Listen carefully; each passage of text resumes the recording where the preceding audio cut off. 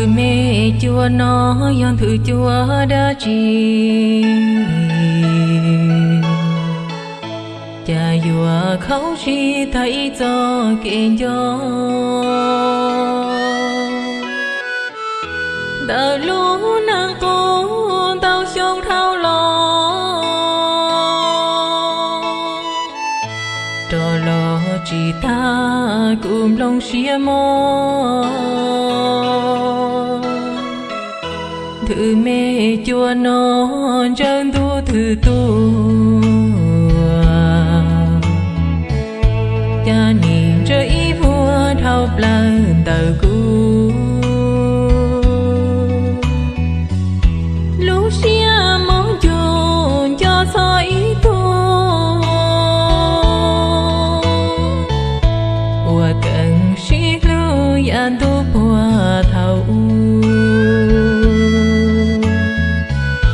cha tư chạy lỡ xin chạy chia to chân trò lo không chi chờ tê cụ mô còn nữ trò vua trò chua trò gió cha chừng cho ý vua tua trâu cùng gió thử mê chua là xia chia chia thầu y cha có nì thi nô cho cụ mô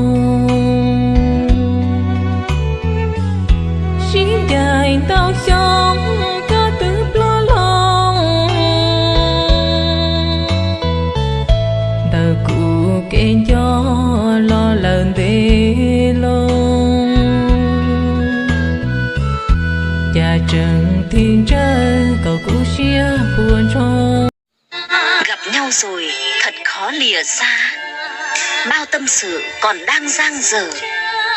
tình ta mênh mông như biển trời, nhưng chí chàng còn rộng lớn hơn. Kiếp này đôi ta không duyên phận, đành lặng lẽ chúc chàng bình an. Đã mấy lần trăng tròn trăng khuyết, ta ra đi. Chỉ lúc chỉ nhẹ chỉ quá cha là trò đã có ý vừa đua ngoài chơi chua lào lưu trái nhông nhưng bao rong cụ chỉ thì có na na oh oh trâu trâu xí trâu có lưu mi nơ